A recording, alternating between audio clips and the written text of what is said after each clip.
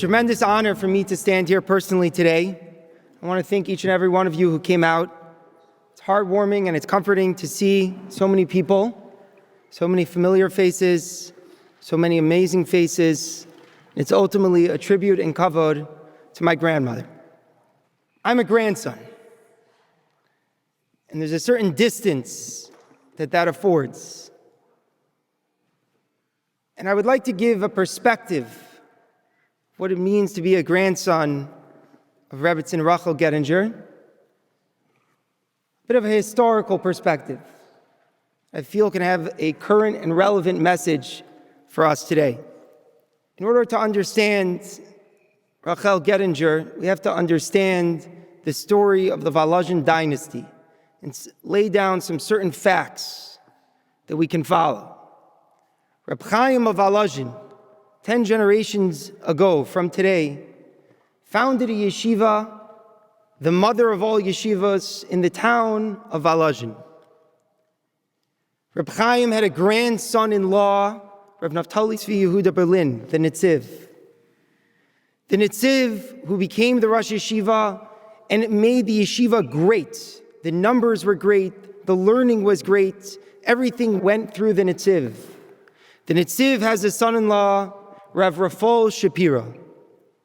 Rav Refoel Shapira has few children. Of those children, one of his daughters married a very famous person who revolutionized the Torah learning in the world. That person was Reb Chaim Soloveitchik. Another one of his children was the Shapira continuation. There are still today in Eretz Yisrael Talmidei Chachamim Nifloim with the name of Shapira. But Refoel Shapira also had another daughter, and she married someone named Reb Yisrael Rif. Yisrael Rif had one child who remained after the Holocaust, and his name was Reb Naftali Tzvi Yehuda Rif. Rav Rif, my great-grandfather, was a Rav in Camden, New Jersey for a very long time. Reb Naftali Rif had only one child, and that child was my grandmother, Rebbetzin Racheil Gettinger. And she carries the weight not only of being an only child and all of the burden of an only child, but the burden of a dynasty. And to explain what the story of what this means, I would like to share an anecdote from Rav Baruch Ber. Rav Baruch Ber lived to see an explosion of the revolution of Torah through Reb Chaim Soloveitchik, where the realm of pilpul and analytics and dialectics and learning became primary. And he remarked, and he said the following insight: why is it that the Soloveitchik family is blessed to have Torah scholar after Torah scholar? And each and every one of them is unbelievably gifted and talented in the realm of learning. Brilliant, geniuses, creative innovation, everything that you'd be looking for in the Beis Medrash is found in a Soloveitchik. Why do the Soloveitchiks seem to have it all? And he explains that Reb Chaim of Volozhin is up in Shamayim. Reb Chaim of Volozhin goes to HaKadosh Baruch Hu and he grasps the Kisei HaKavod. And he says, Eibishter, this is in 1930, I want you to look around at the Torah world today. Look at everyone saying Torah today. There is basically not one Rosh Yeshiva that you can find today that is not a product of Volozhin. Which is true. Say, Eibishter, if this is what the Torah world is today, then how can you deny the Soloveitchik family of having greatness in Torah? How could they not be the best of the best when the Torah world today in 1930 is basically the alumni of the Volozhin yeshiva? That's a very piercing, penetrating insight from Reb Baruch Ber. But I believe that the story is a mistake in a certain respect, because the story is not about the Soloveitchik family. The story is about the Volozhin dynasty. And it's a mistake to see that the Volozhin dynasty goes through the Soloveitchiks. It's a broader scope. It's bigger than that. And it went through the Rif family as well. And to my grandmother, an only child, of someone who is the only remains of the Rif family post the Holocaust. And the only one who comes to America from that entire angle. So she carries it all. And she carries the same message. And she says, Eibishter, on top of the Kisei HaKavod, where is my family? How many of them were murdered by the Nazis? Hashem Yimkom Damam. But even without that point, this is who we are. And not to give any sense of disrespect to the Soloveitchik family and the point that Rabbi Baruch Ber said. But to my grandmother was something more. And who she was as a continuation of the dynasty and everything that it had, it came to her in an American package. My grandmother loved fashion. My grandmother loved to study. My grandmother valued education. My grandmother was a strong woman who valued seeing women study Torah and teach Torah. She was an individual who was a unique person. But that was her continuation of the Volozhin dynasty. And unless we can understand that perspective, that the weight of the dynasty rested upon her, the name Rif is gone. It is dead. It does not exist today. But she pushed it forward. To her, there was no other way to live in our family than to be great. Greatness was the basic expectation in the family. And I'll tell you, that's not an easy way to grow up. But that's what it was. For example, there was no such thing as impressing something upon my grandmother. There was not one word you could say, not one Dvar Torah that you knew that she would like, which would impress. She cared not about what you were bringing to the table. She cared to see that you understood what you were. And that subtlety, that small perspective that she had is what pushed our family to continue the dynasty. And I believe, and I mean again, not an ounce of disrespect to the Gettinger side of the family as well, or to my Zayda. But I genuinely believed that it was her who pushed the greatness. He was a great, great, great, great Talmid Chacham and a great man. But the level which he attained, the level of tzidkus, the level of erudition, the level of chesed, the way that how much he accomplished in his life would never have come without my grandmother's constant urging, prodding, pushing, encouragement, and expectation. And it was a very subtle sense of respect because she was very strong. We're talking about a woman whose husband would go out to Mincha Ma'ariv and would come back and light the menorah at the Zaman of Tzitz because my grandfather descended from Hasidic blood. But my grandmother had already lit the menorah already right after Shkia or close to it because that's what her father did. So you can miss the point of the story. I'm talking about I grew up in a house I would see on Pesach when they would serve the soup, so my grandfather wouldn't eat the knedel and my grandmother would. I would see the machine matzah and the hand matzah.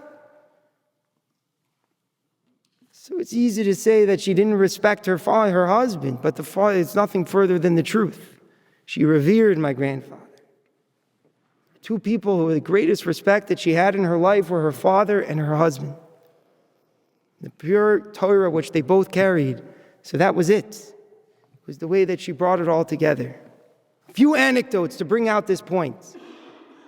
My son Eli, when he was first born, we had the chance for him to go to my grandparents and to receive brachas.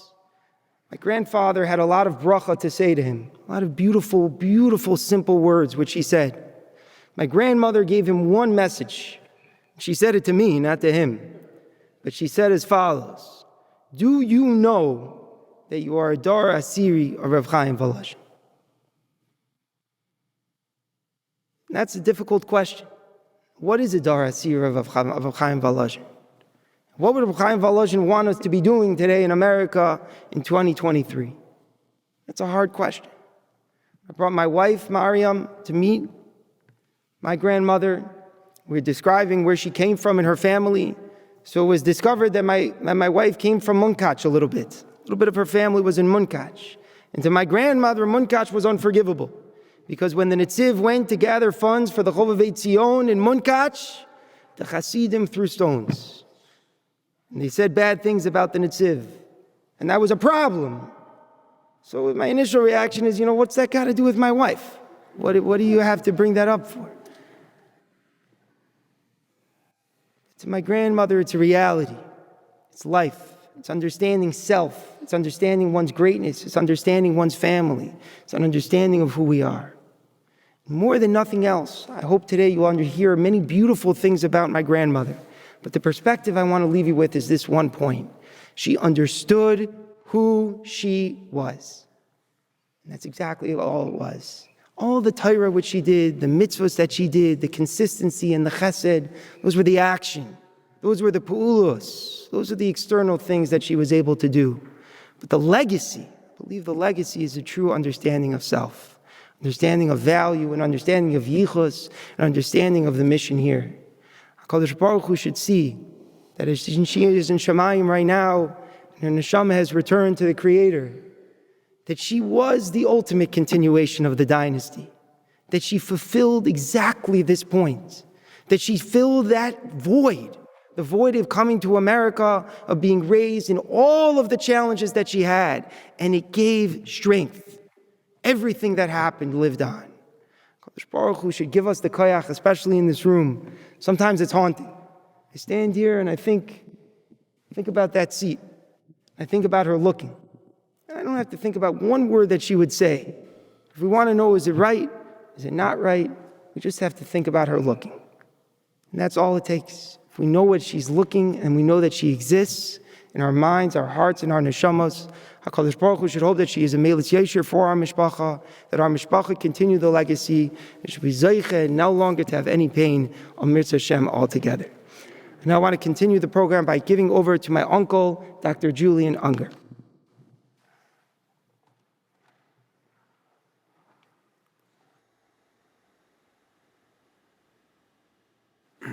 Welcome to everybody. It is so heartwarming to see everybody here. The memories of all your faces. I know I got older, but you haven't. We're honored to have a Rav who's come to address us today, Reb Dovid Cohen.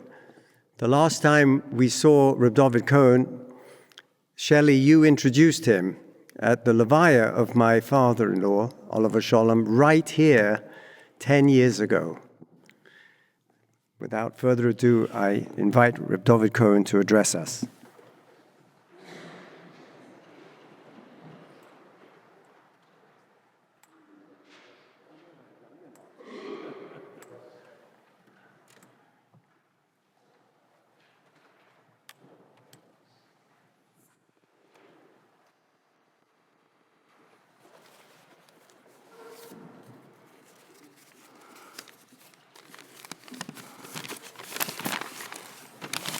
Kveit Maronim v'Rabbanim v'Rabbosai, worthy assembly.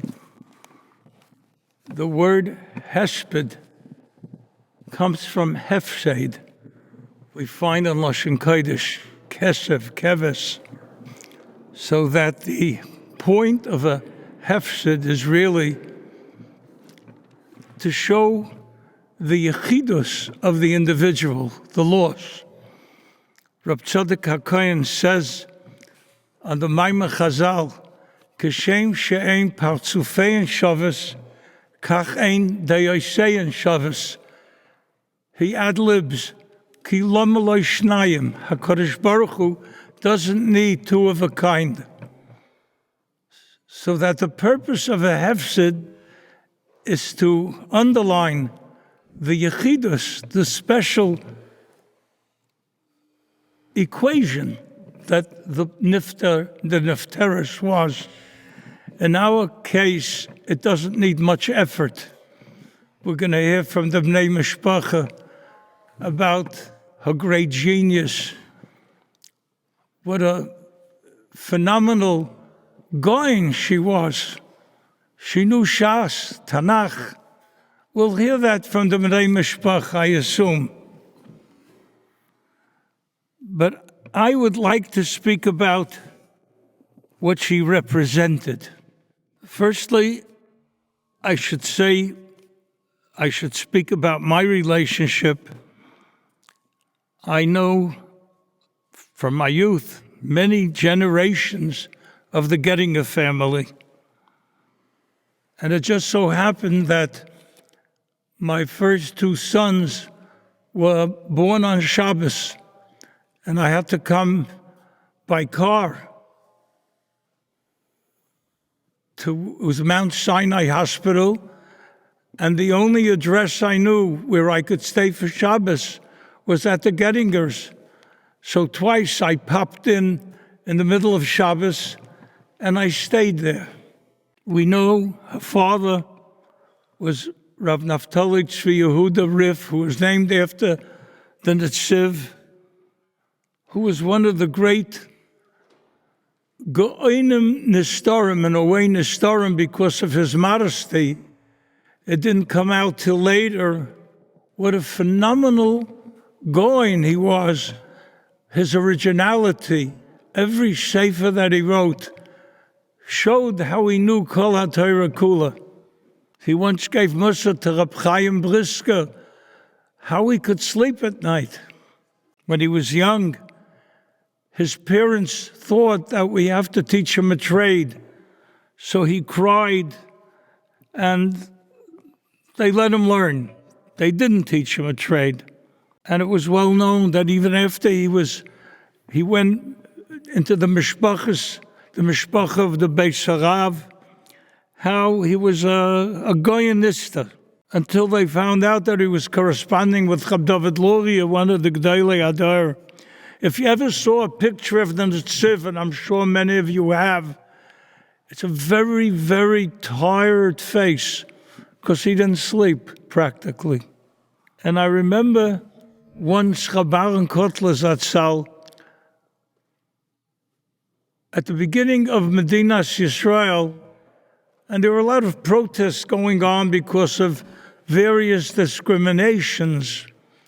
So Rabbaran used the phrase, "In welche Garten wachsen aselige Peres?" That's what I'd like to speak about. I'd like to speak about the garden called Litter. Rav Motel Gifter Zatzal once described Chazal, where Chazal tell us about certain halachas, Suga B'Shoshanim. So he said what Chazal mean is that if you're a maven on the beauty of a rose, that's what means Suga B'Shoshanim. So I want to tell you a little bit about what I feel represents Litter. It was a very famous personality, Ab Khan, who was the publisher of the Farvitz. He was a renegade of sorts because when he was a young fellow, he wrote a memoir. When he was a young fellow, he learned in Volozhin. So he writes about this taxi driver, the Balagola.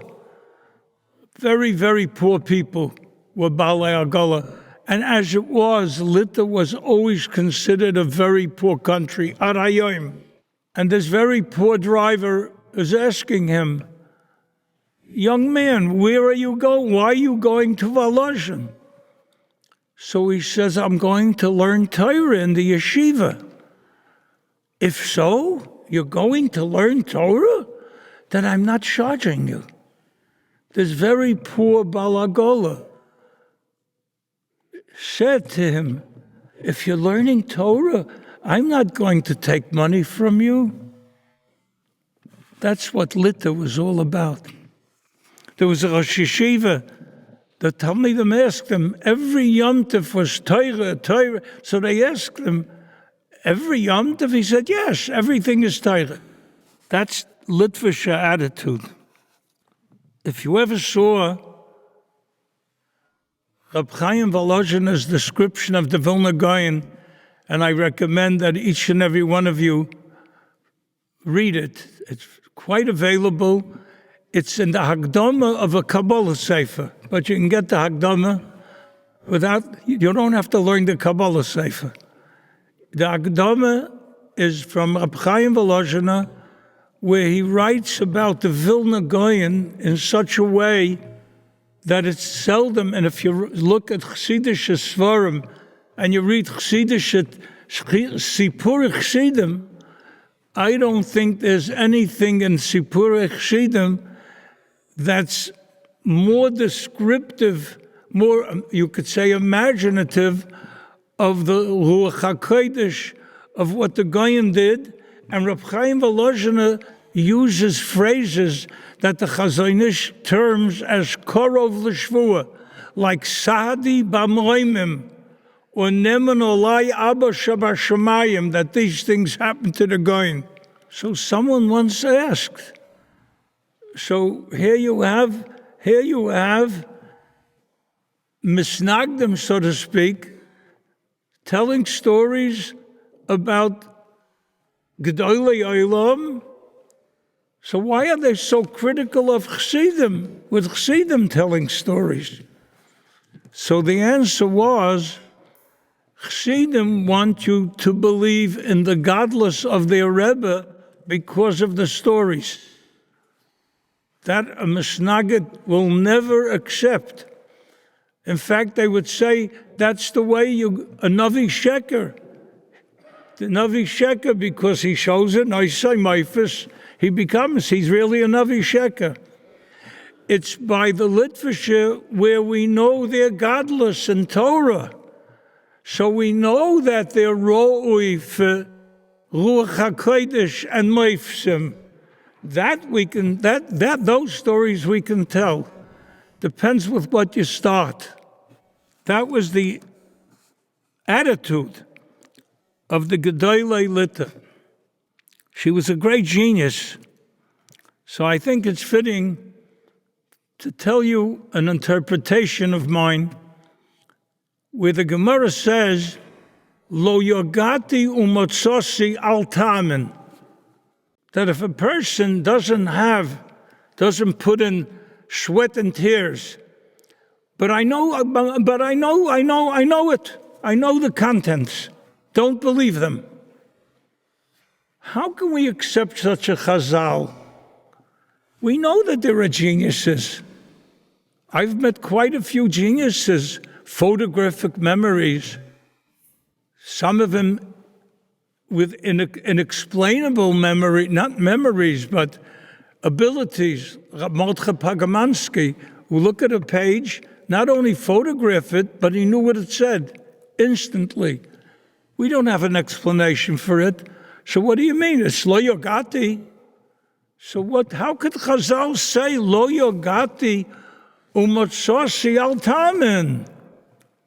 And I believe that the oimek hapshat is, why did they say umatsosi? What means umatsosi? Vehivanti, velamadati, vyodati. Matsosi is based on the pasuk. Sos onoichi alem rosecha, kim moitzei sholol rov.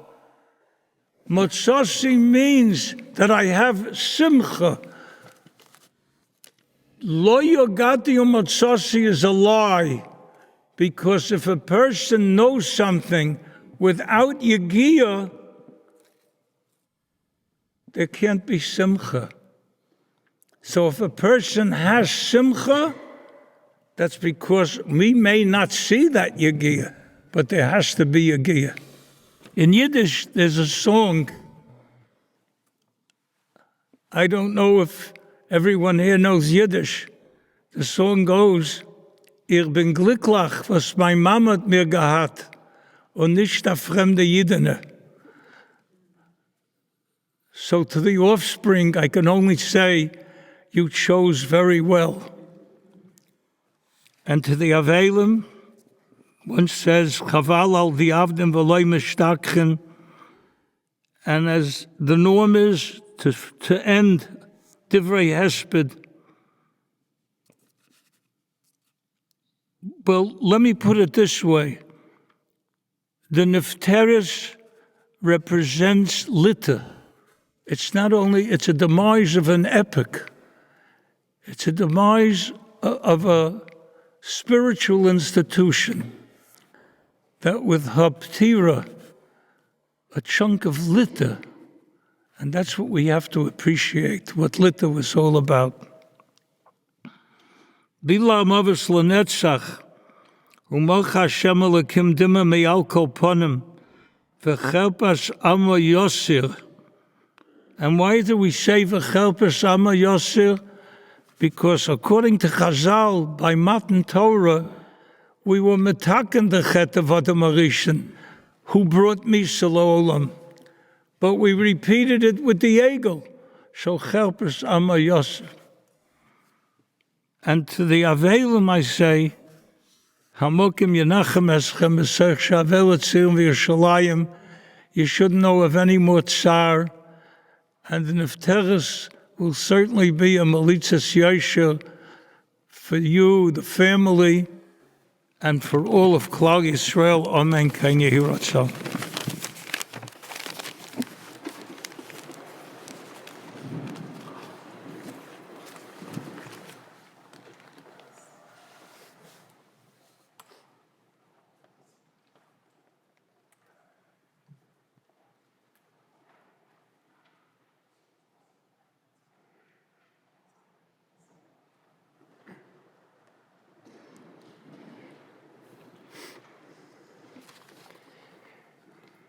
Today, coming back to the shul after 10 years, I'm flooded with memories.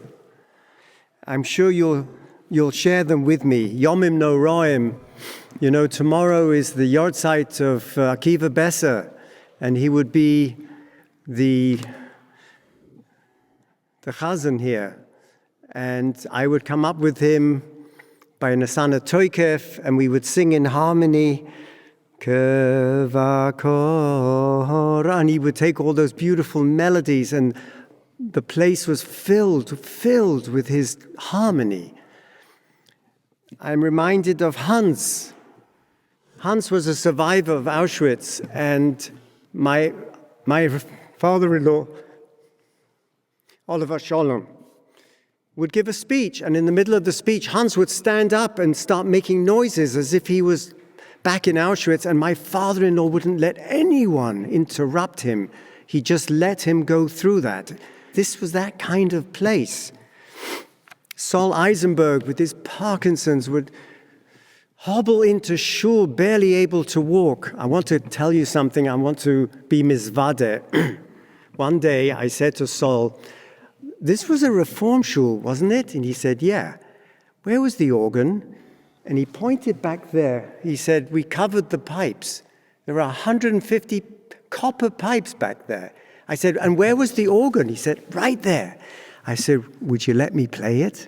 And one Sunday, he went downstairs and he took one of those Frankenstein circuit breakers, and we saw sparks flying, and we started hearing the cranking of the bellows for the pipes. And I went up there and I played Toccata and Fugue by Bach in D. And I think that was the first time in 50 years that organ had been played, and I'm sure it would still work today. Reggie was just part of the shul. My father-in-law loved him. He just loved that man. He was completely, the shul was him, and it kept him alive. These memories just keep flooding back as we sit here today in this beautiful auditorium. My mother-in-law would sit right there. And when she walked into shul, everyone stood up straight. And she would watch what was going on. But when my wife walked in, all the heads turned. Never forget that. My father-in-law asked my brother-in-law, Rabbi Yisrael, to take over the burden of Ezra's Torah, which he had taken over from his shver, Rabbi Refoel Shalom. And any time in the last 10 years when my in-laws were with us in Chicago, we had Mishlochim flooding, as you know, through all the time. And whenever I would take someone into her, it was fine, but her heart was in Ezra's Torah. And any time we had extra Misa money, it was always, let's give it to Ezra's Torah. And I would partner with her. I would often say, I'm giving so much, would you partner with me? And it was never a question. She would say, ask Martin, and if Martin says okay, we can do it. And Martin always said okay. So without further ado, in her memory and in order to inaugurate the Rebbetzin Racheil Gettinger Refoel Fund that will be joined with my Shver's Refoel Fund together, I'm going to invite Rabbi Yisrael, my Shvoger, to speak.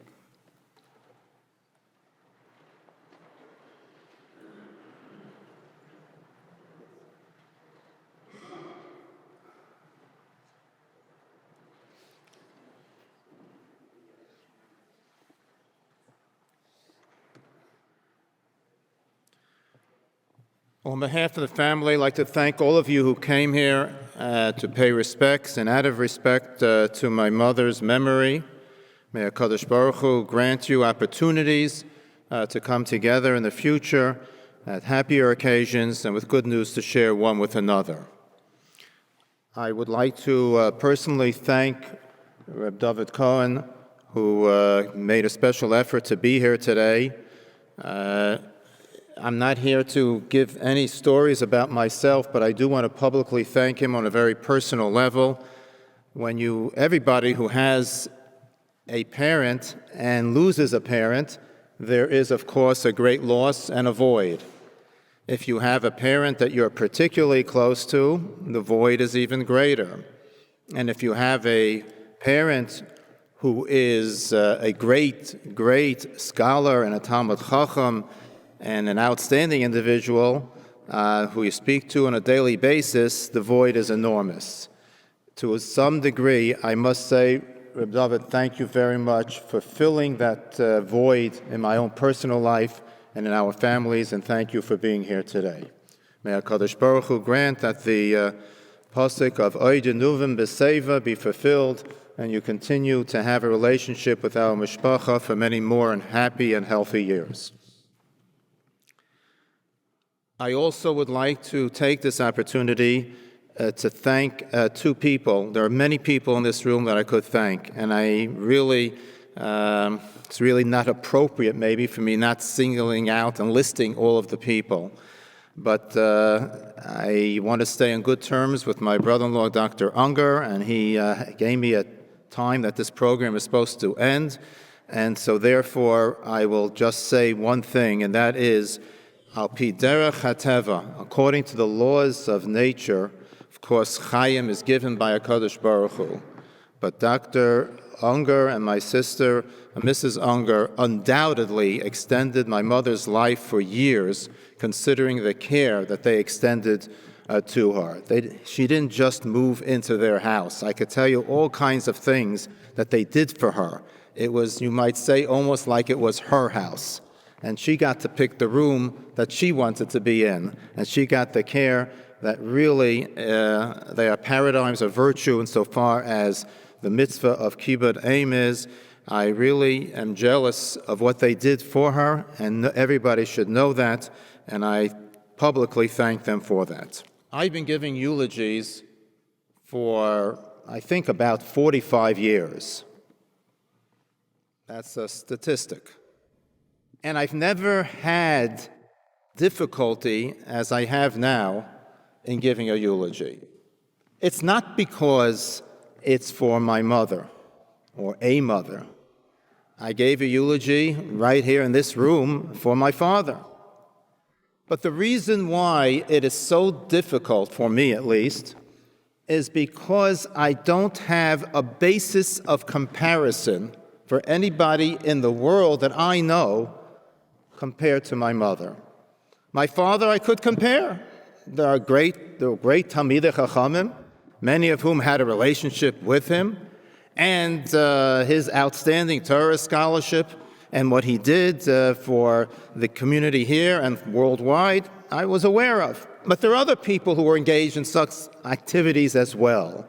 One couldn't say that his activities as a whole were unique. He may have been unique, certainly as an individual and certainly as an original thinker, but there was a way for me to compare him to others. As far as my mother is concerned, and I speak as a son, and I do have a bias, but with the bias comes observations as well that others may not be aware of. I don't think I can compare her to any other woman in the world. I think really and truly an era has been concluded here. This was a woman who was an outstanding milomedes. It's a given fact. She was an outstanding Torah scholar. And I'm not sure if it was probably a little bit less than 80 times, but 70-something times she went through the entire Hamikdava, the commentary of the Netziv on Chumash. I used to joke with her. I said, if I would have learned it 70-something times, I'd also know it just as well. But it wasn't just the Hamikdava that she learned. And it wasn't, since I didn't know whether I should mention it even, but since Rav David Cohen mentioned already that she knew Shas, then I feel now I'm able to take the liberty. She definitely did. But she kept it so quiet. Many people, when they hear this about her, would say, oh, she was a feminist, she was an early a pioneer in the field of women's scholarly work and becoming familiar with Torah. Nothing could be further from the truth. She used to listen to the Daf Yomi, that's true. Going back years ago, I didn't even know how many times she went through the Daf Yomi cycle. One time, she let it slip that she felt that Tamura was a very difficult Masechta, and she got thrown off on the schedule when she was in Tamura. It took her a little bit, it was longer than the Daf Yomi schedule. But there's a funny story. I remember my parents, Zechronim Levracha, were in Chicago for a wedding. And at that time, this is pre-Art Scroll, but there was a number you could call up and listen to a shiur. I think every hour it was repeated. Pre-internet, of course, as well. And she was in Chicago, and there are no cell phones. And there's no such thing as having unlimited calls. And relatively speaking, phone calls were expensive. So she's in Chicago, and she has a number to call when she lives in Riverside Drive, and now she's in Chicago. How do you call?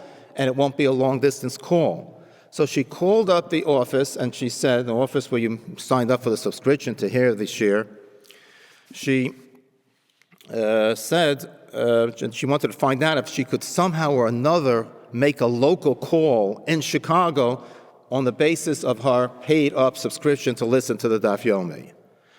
They said, who is this for? She wouldn't say who it was for. She wouldn't say it's for me. She wouldn't say I have the subscription. That was not her style. And at the risk here of this story being misunderstood, I would like to share I think it's worth sharing. It's not so much a story about her to some extent, but it's a story about the respect that somebody had for her. Rabbi Victor Miller, Zechrono Levracha, was a very prominent Rav in Brooklyn. And he used to have, for a certain period of time, a Yarchei Kala. The Yarchei Kala was he took a group of people, mostly from his shul, and they went up to the mountains. And in the mountains, they took over a hotel, and people made use of the facilities. And he had all kinds of shiurim and classes, Jewish history and Gemara and Chumash and Navi, and he took them on nature walks. It was a remarkable program. My father happened to be in Eretz Yisrael during that period of time for Ezra's Torah, and she was alone, so she decided she was going to go to this Yarchei Kala program. She enjoyed learning a lot. So one of the shiurim that he gave was a shiur Masechta Sanhedrin an hour before dinner. And she would wait till the shiur started, and then she would slip in behind the mechitza and listen to the shiur. And then when the shiur was over, she left.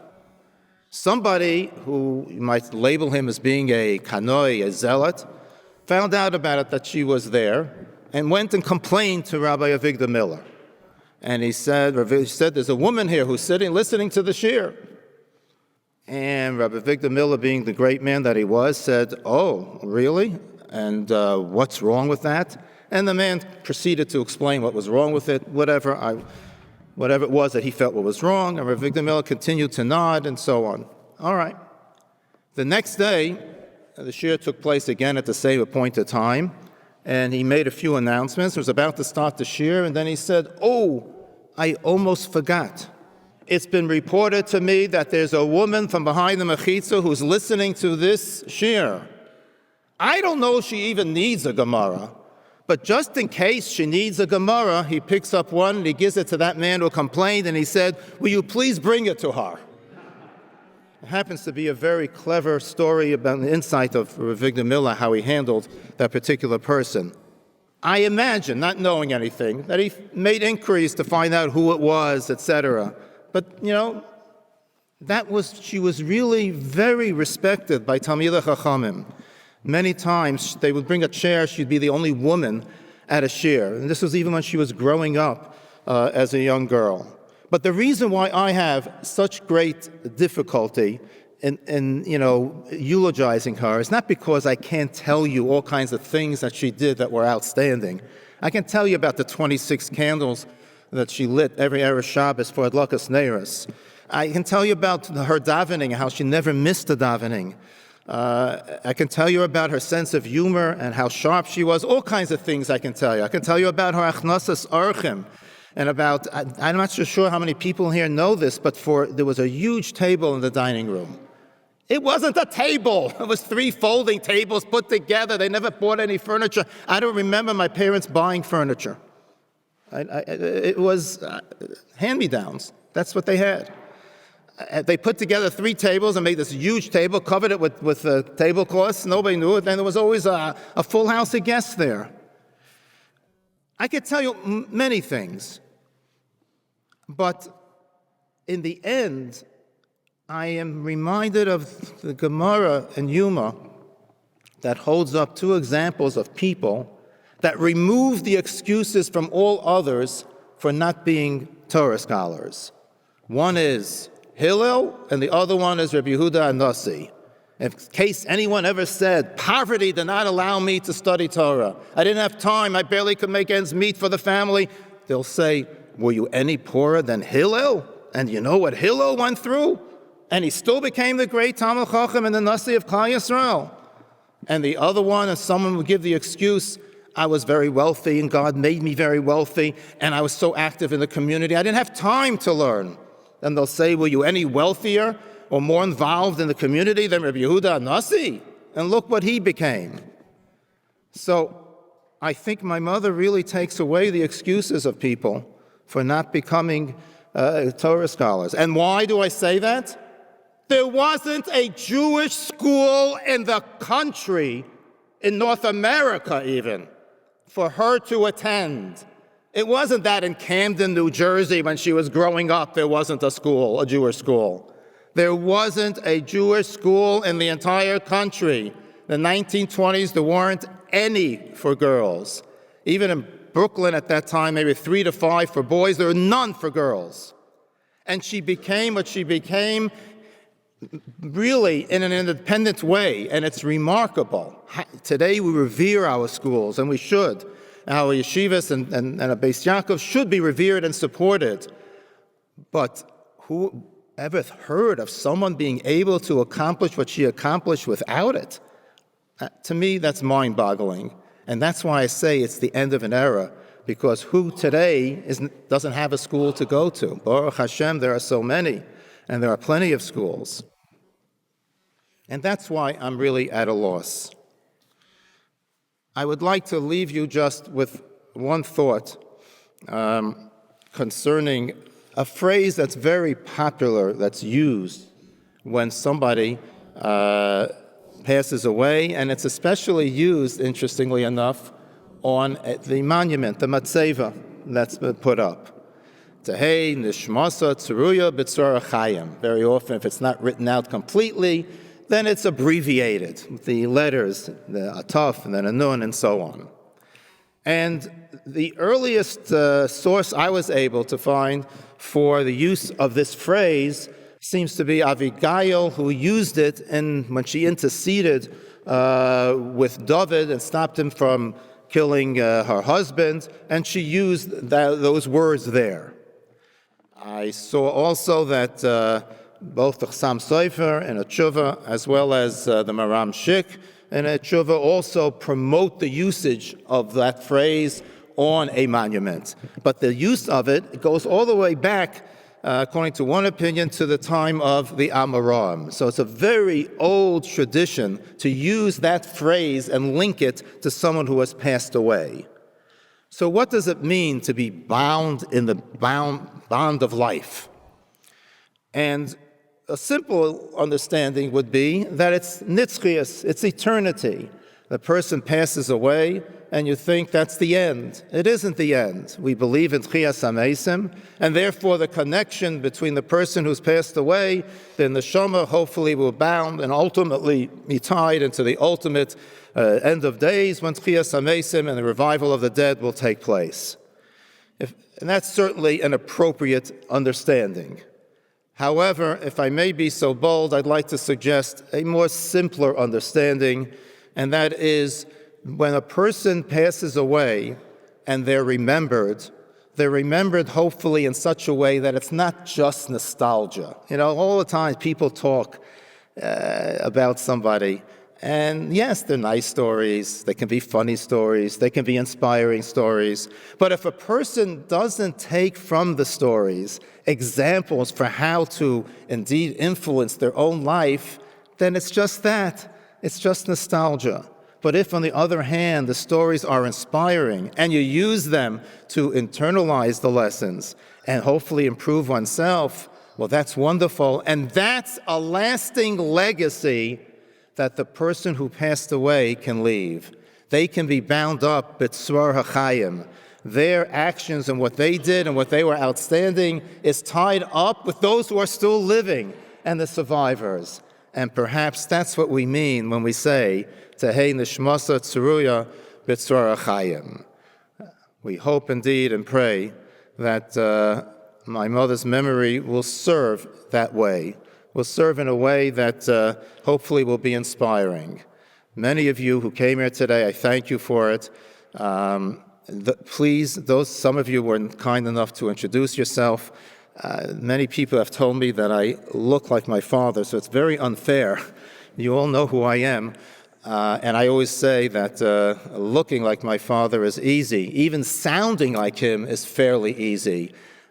You know, acting like him, being like him, that's a real challenge. But you have an unfair advantage. So therefore, those of you who come over to me, please introduce yourself. I may not recognize you for whatever reasons.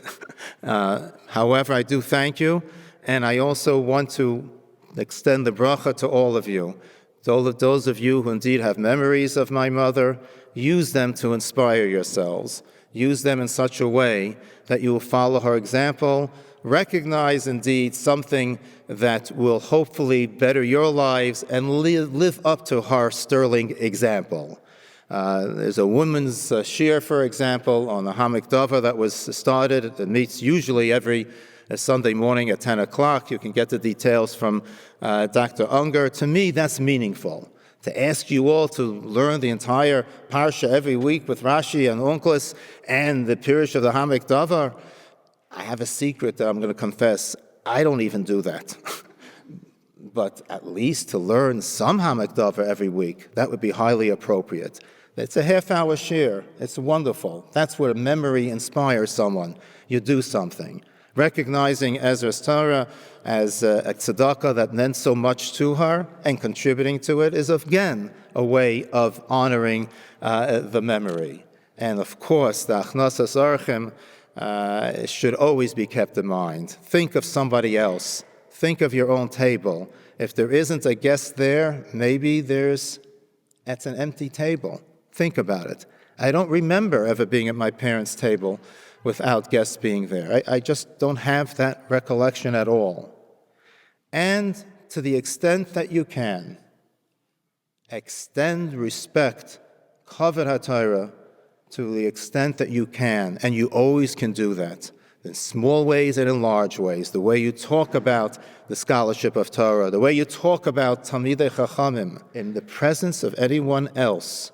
I don't remember my mother ever using my father's name. It was always Rabbi Gettinger. And I remember my grandmother did that as well. I was privileged, for many years to be in their home for Sukkot and Pesach. And I remember my grandmother calling up to my grandfather's study, was on the second floor of the house. Rabbi Riff, telephone, never used. I don't remember her ever using his first name, in my presence at least, for sure. Kavod HaTorah is very, very important and critical, especially in an era where lack of respect seems to be more popular than actually extending respect. In my home, a last story to share with you, I knew I could get away with whatever I wanted to do and not do what she was looking to wanted me to do something, as long as I was learning. If I was learning Torah, never would ask me, never, I knew that. She once said to me, how come you become so diligent when I'm looking for someone to take out the garbage? But never. If someone's learning Torah, no way, no matter what she needed. That's something we can all do. Those are things that we can emulate. May HaKadosh Baruch Hu grant that indeed her memories serve as a source of inspiration, of bracha, and Tehei Nishmaso Tzruya B'tzara Chayim.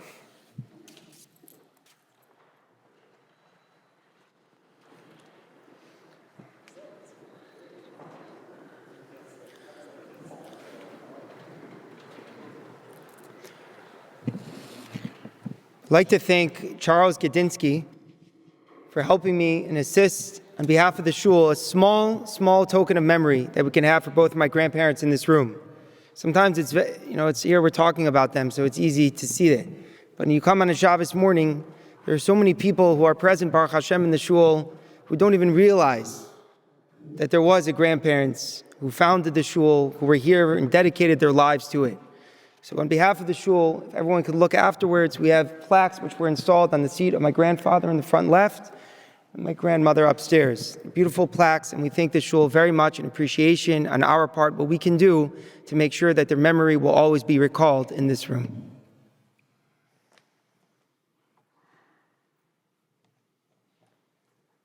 Just to keep you appraised, I'm a military man.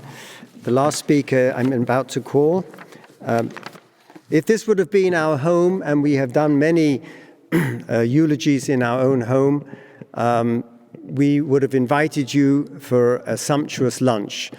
And Sarah said, we're not going to do anything less here. So after we finish, you are all invited, and you are not allowed to leave without going to the social hall for what I consider the gym. Sarah's gourmet lunch. Talking of Sarah,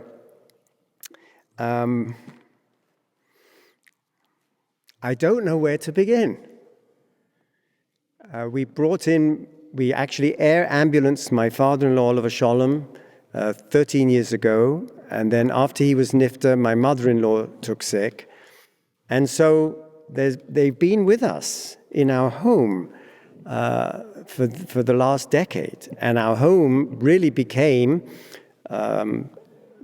actually, there was no privacy. It became a constant flow of nurses and doctors and chiropodists and podiatrists and dermatologists and physical therapists and hair and nails. And my wife was the orchestrator of this whole parade, of this Piccadilly circus of characters that would come in and out. And then, of course, there were the assistants, the maids, who would stay, 12-hour shifts. But if that wasn't enough, my wife actually had a cell phone with a direct line from our bedroom to the nursing assistant. And every hour on the hour during the night, there would be a ping. And she would get her vital signs, and she would get if everything's okay, just like the captain of the ship. And the nurse was like this bosun on the top of the bird's nest. And all's okay, and that would be fine. And sometimes it wasn't. And then Sarah would get up at 3 a.m. and go down. And this was our life. So I learned from my wife. I learned from my wife that it has nothing to do with whether you're rewarded or you are praised. It has nothing to do with that. This is the task at hand, and this is what has to be done. The next speaker would come in to relieve us on various strategic Shabbatot. He would fly in from Lakewood and just relieve us and sit with my mother-in-law. So I have to actually thank Shifi because she was the one who let him come. How many countless Shabbatot that Refoel Moshe would come. So without further ado, I ask you to give forbearance to the last speaker, Refoel Moshe.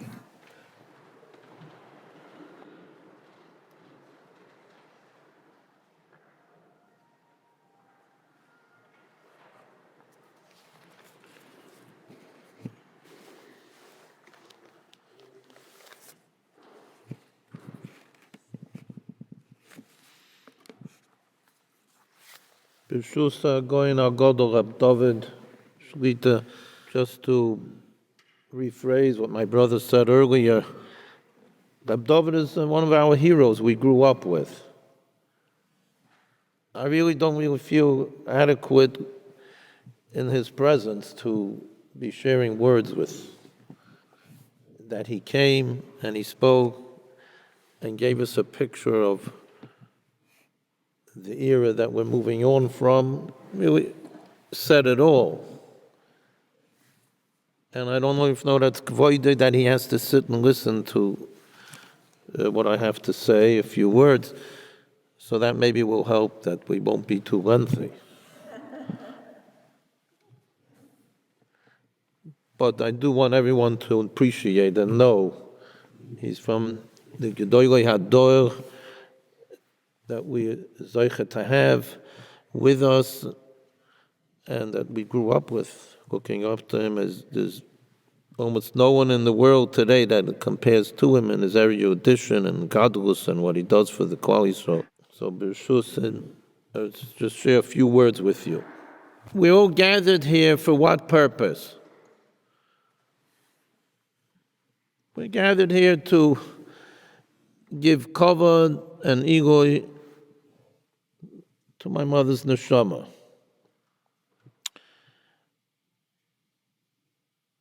So usually that entails presenting milestones and some overview of her accomplishments. I don't think that's relevant now at this setting. First, we've heard already some. Secondly, there's booklets that are here that have eloquent depictions of milestones that you can get a glimpse of a picture of her life from them. What I'd like to share with you is just a message that we should go away with, that relates to the proximity of the Shloshim leading into the month of Adar and Purim, which is, Taina says, tomorrow, Purim the next day. There's a message there that we should take away with. After all, I think it's overlaps everyone's thinking of their memories, or whatever they depict about my mother, Shalom.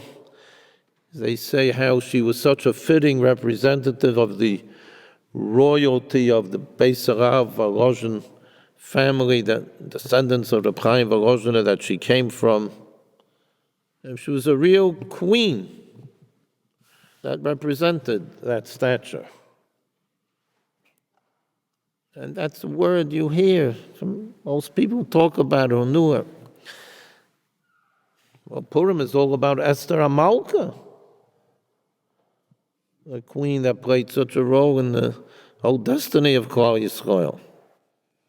So I just want to share one thought with you that we could glean from Esther Amalka that could apply to my mother, that maybe we could internalize it. You know, sometimes the worst nightmare of a speaker is that if you're number 4 on the list, and the first one already said what you already said, and then you're stuck at the last minute. So my wonderful nephew, Yitzchak, who does such a great job here, he put me in this predicament. I have here, he said it from memory, I have here a photocopy of that Maisa, that story you said from Rabbi Ber about the Chaim Volozhiner. You took the wind out of my sail. Then I realized that a Maisa, an anecdote worth saying over, is like a good vod, or like even a posuk. There are many different angles of perspective on it that you could share one way and another way. So I'm going to refer to them, but say, well, it hit me, and that it could impact us. Baruch Ber, who was a Volozhiner Talmud, learned by Reb Chaim Brisker in the Tziv's time in Volozhin. So he portrayed how Reb Chaim Volozhiner was zoiche. He merited to have such descendants of great Torah stature. And he says, how did he merit to that? He says, I'll tell you how it happened. He went up to the Kisei HaKavod, and he closely approaches the Rebbetzin when he was able to. And he said to the Rebbetzin, Ribono shel Olam, look what I did for you in the world that you created. How many yeshivas, how much Torah dissemination, how much of just the purpose of Klal Yisrael is here for, to do for the world, and that I promoted that it should be done on a scale that was not done like that before, at least not in our times. So look what I did for you in your world. So I ask of you that my children and grandchildren, my descendants, should become Gedolei Torah and prominent spreaders of Torah in this world as well. That's how he presented his plea to HaKadosh Baruch Hu. And the Rebbetzin Baruch Ber's portraying the Rebbetzin in response to him and says, you are right. You deserve that. And this really reflects what I used to hear from the other side of the aisle, so to speak, of Hasidic personalities who also revered Reb Chaim Volozhiner. And they would tell me, you know why Reb Chaim Volozhiner was merited to have descendants, all of them, a dynasty of a royal family in the Torah world of such prominent teachers of Torah and Gedolei Torah? Because he was a person that always thought of the klal of everyone else. He was the one who thought, how could I make Hashem's world be a world where everyone grows in Torah and in mitzvahs and then coming closer to the Rebbetzin in all circles. He wasn't partisan in that project. And it reflects what in the Sefer Nefesh HaChaim, that magna opus of Reb Chaim Volozhiner, that is learned till the end of generations, will be learned as one of the classics. In the Hakdama to that Sefer, his son Rebbetzin Volozhiner, who writes the Hakdama, quotes his father, how often he admonished him, and if he gave him any corrective instruction, it was, know the purpose of man in this world, what we were created for. And how did he sum it up? We were created to do, to the best of our abilities, help another person to the best that you are able to. That's how he summed it up.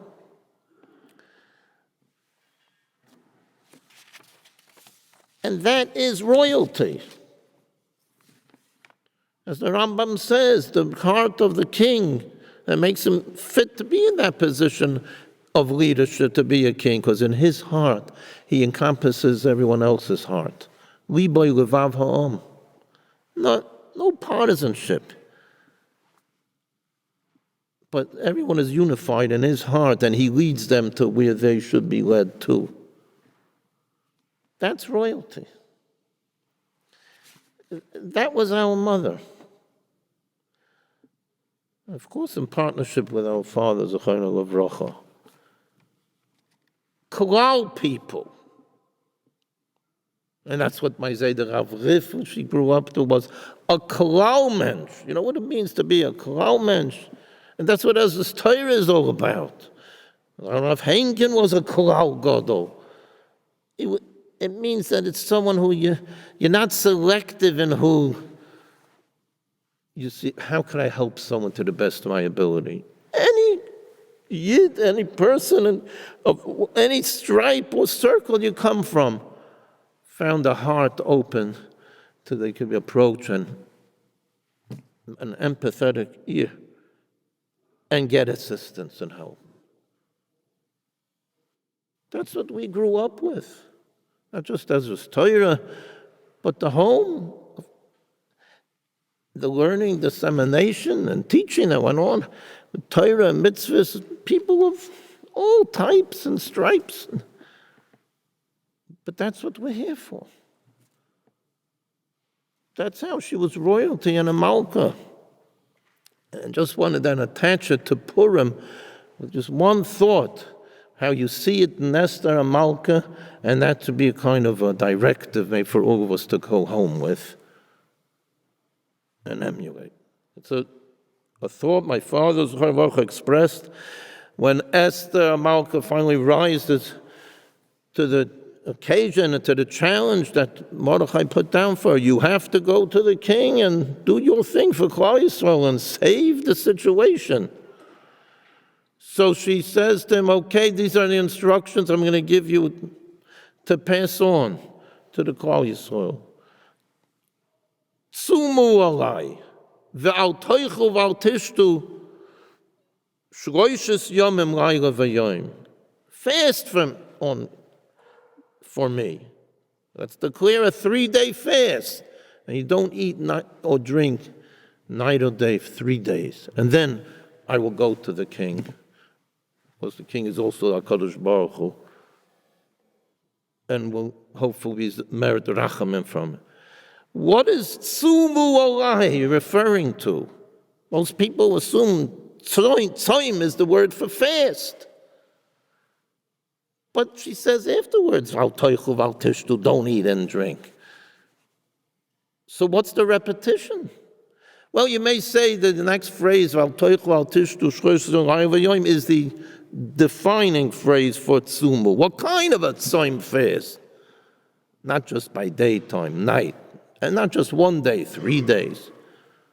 But that's not sufficient, because then there's no need for the vav to be there. V'al toichu, v'al tish.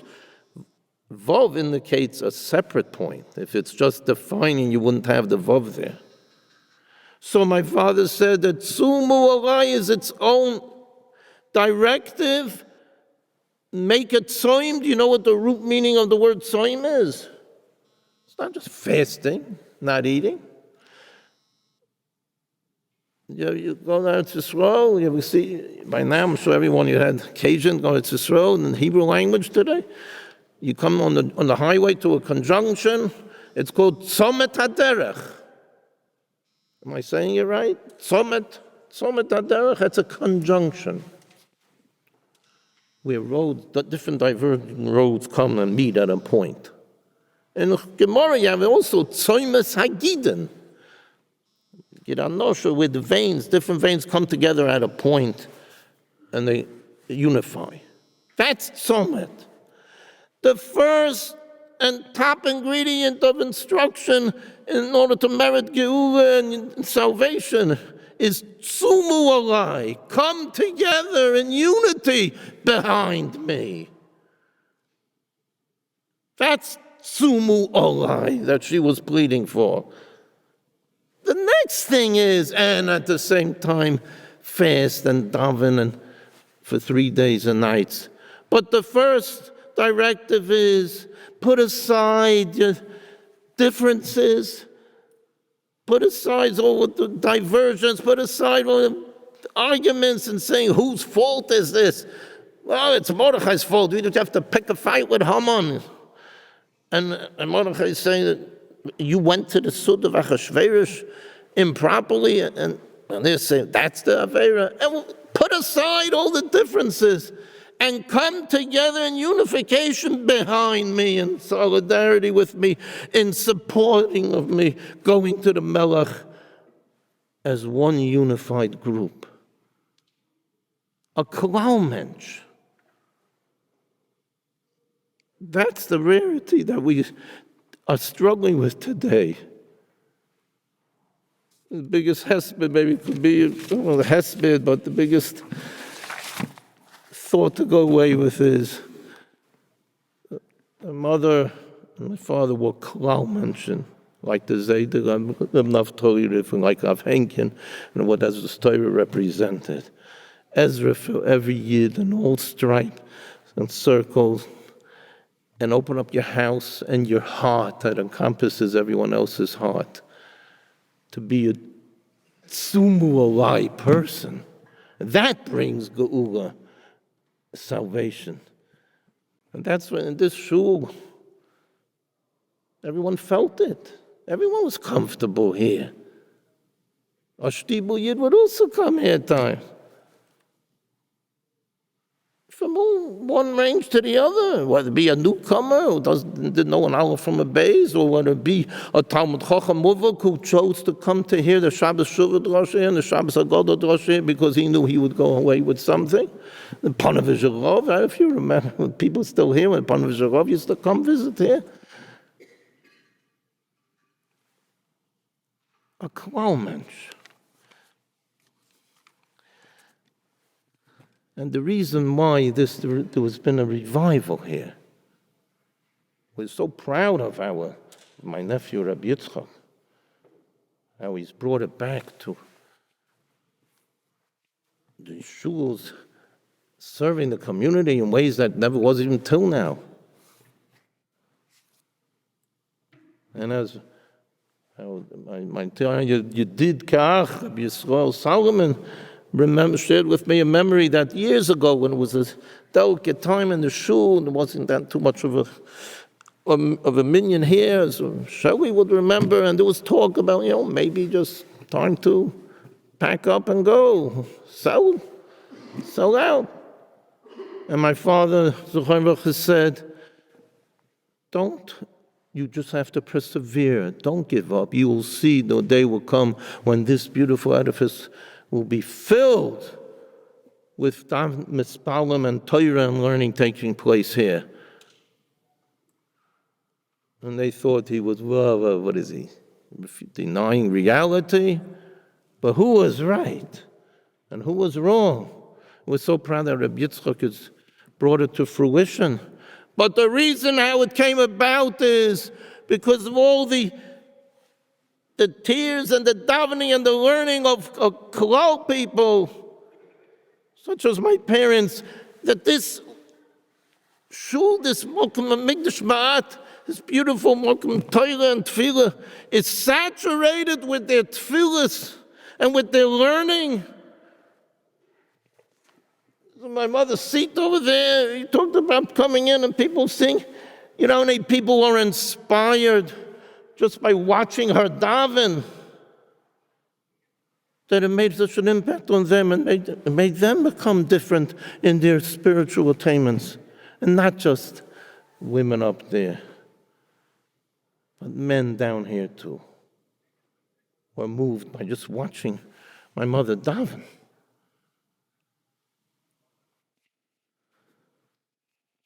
That's a klal person. Let's hear the call of Esther Amalka. Let's hear the call of the Rebbetzin of this Malka for decades, who was Rebbetzin with a capital R. And she was Malka with a capital Mem. In Tzumu Alai call that she grew up with is implanted in her from the royal Beis Harav, and as my brother said, in the home she grew up with, that was Valgoshen actuality in this part of the world, and that she gave over to all those who crossed paths with her and that she impacted throughout her life. Let's hear that call that she heard also, Tzumu Alai, and daven that it will spread to all Yidden everywhere, and that we will be zoiche that this Tiny Sester and Poland will bring the Yeshuas and the Geulas for all Yidden everywhere, and Shalom to be there, and Achdus to be there, and Trias HaMesim around the corner as well. We all should all see together its fruition. Thank you.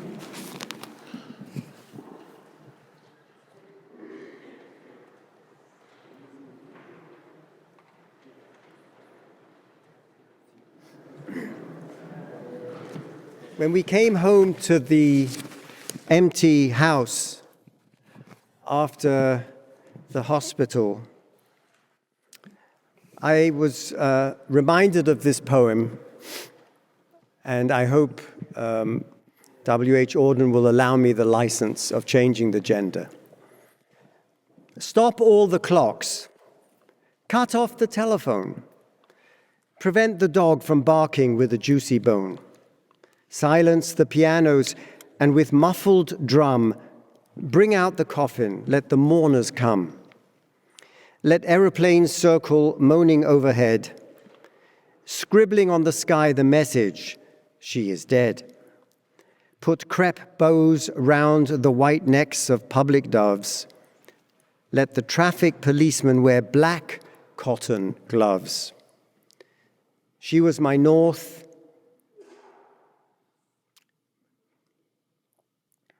my south, my east and west, my working week and my Sunday rest, my noon, my midnight, my talk, my song. I thought that love would last forever. I was wrong. The stars are not wanted now. Put out everyone. Pack up the moon and dismantle the sun.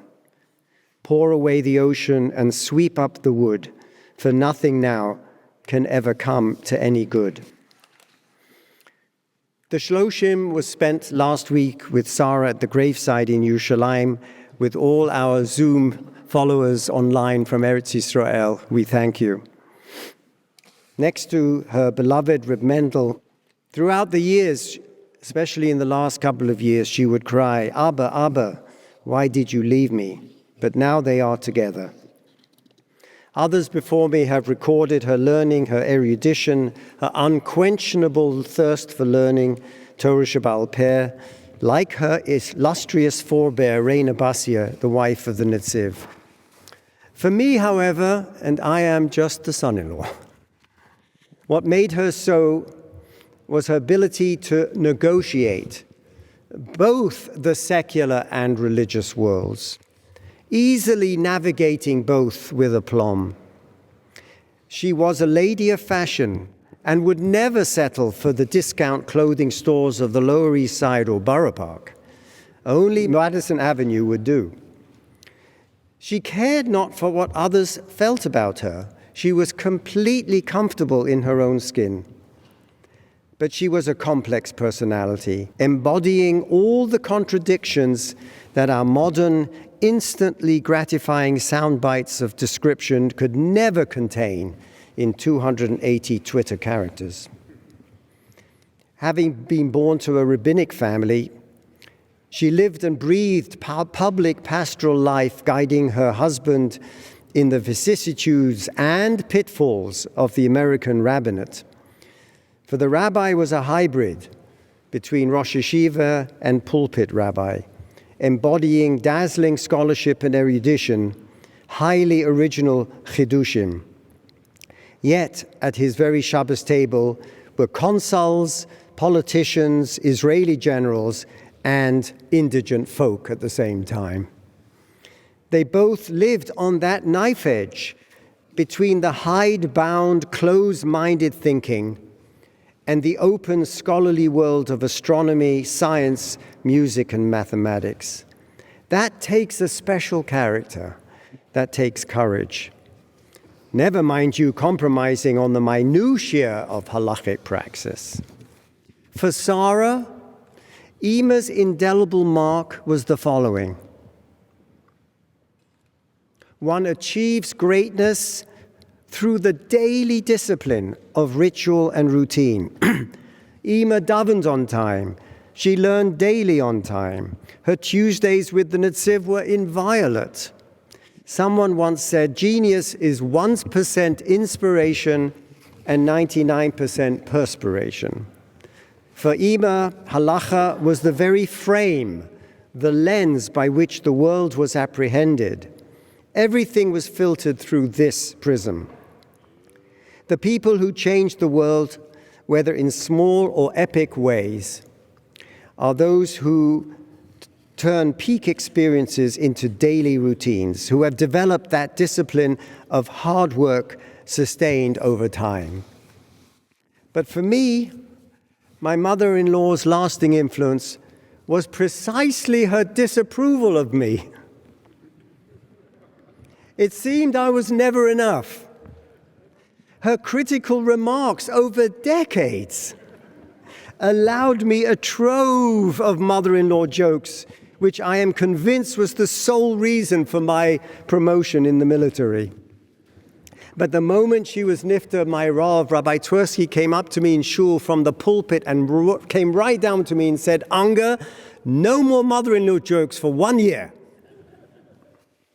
What once generated in me deep, deep resentment, and then propelled me to show her I too could go through Shas and learn and understand the Hamikdava in its depths, became, over the years, a grudging acceptance of the value of her criticisms and her demands of excellence. And finally, a full circle as she asked me, can I listen to your weekly podcast with approval? What better tribute from a son-in-law who was good enough only to boidek the lettuce on the Seder nights when I first came into this family, whilst the brothers were steiging in a ktsoisachoshen of a toshvus in Psachim, I was good in the kitchen to boidek the lettuce. As Miriam reminded me last week, what could I say except that she demanded as much from herself as from me? And with that, I thank you all for coming. I thank you all for being here. Each of you is a part of our family. Each of you has a memory that you will take back from today. And with that in mind, I ask you all to join me for Mincha and then join us for a Su'udah. Thank you.